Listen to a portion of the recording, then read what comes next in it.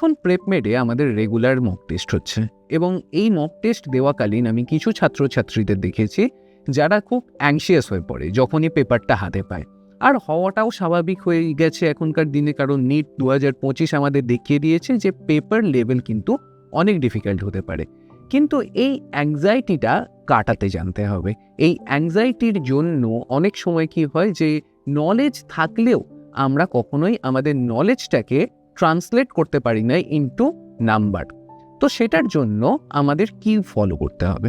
সবার আগে আমি যদি বলি, একটা নিট এক্সাম কিন্তু শুধুমাত্র অ্যাকাডেমিক পারফরমেন্সের উপরে ডিপেন্ড করে নেই। এটা কিন্তু অলসো ডিপেন্ড করে আছে যে তুমি এই একটা বছর কতটা খেটে একটা মানুষ হিসেবে গ্রো করেছো। এবার একটা মানুষ হিসেবে গ্রো করতে গেলে যেরকম ডিসিপ্লিন দরকার পড়ে, সেরকমই দরকার পড়ে কামনেস। ডিসিপ্লিনটা আসে রেগুলারলি স্টাডি করা থেকে, যেটা কিন্তু অনেক স্টুডেন্টরাই করছে, কিন্তু তারা একটা জিনিস মিস করে যাচ্ছে, সেটা হচ্ছে কামনেস।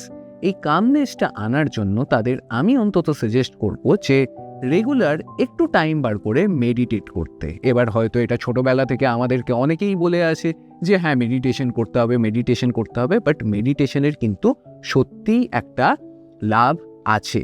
মেডিটেশন যদি করতে থাকো প্রত্যেক দিন একটু করে, হয়তো তুমি একদিনে সেটার ফল পাবে না, কিন্তু যখন তুমি অনেক দিন ধরে করবে দেখবে একটা দিন এমন আসবে যখন কিন্তু তোমার কোনো ডিফিকাল্ট কোশ্চেন ফেস করার আগে কোনো অ্যাংজাইটি হবে না।